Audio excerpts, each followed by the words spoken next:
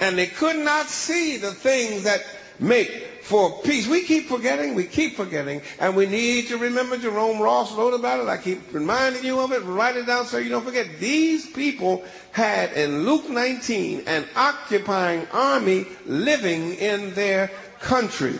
Jesus in verse 43 calls them their enemies. Say enemies.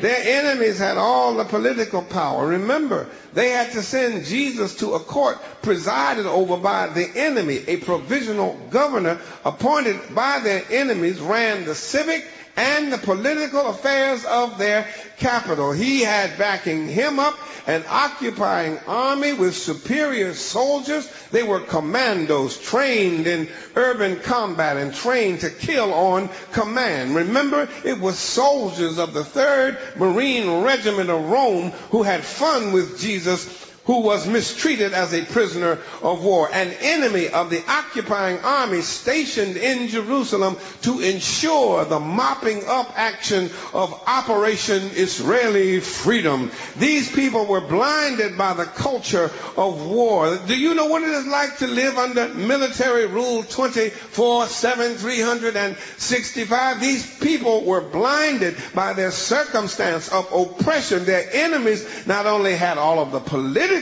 power with Governor Pontius Pilate. Y'all call him Pontius Pilate. He's Italian. Pontius Pilate.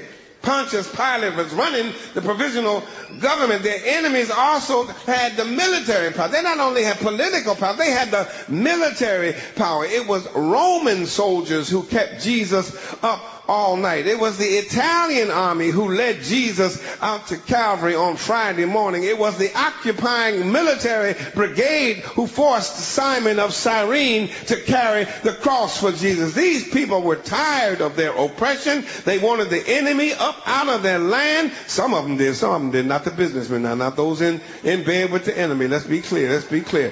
But the average citizen wanted them out, and they also wanted revenge.